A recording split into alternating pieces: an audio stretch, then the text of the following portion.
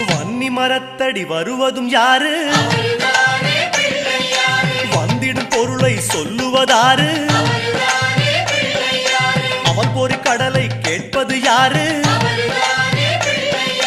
நிதிமதி நிம்மதி தருவது யாரு? எருக்கம் மாலை கேட்பது யாரு?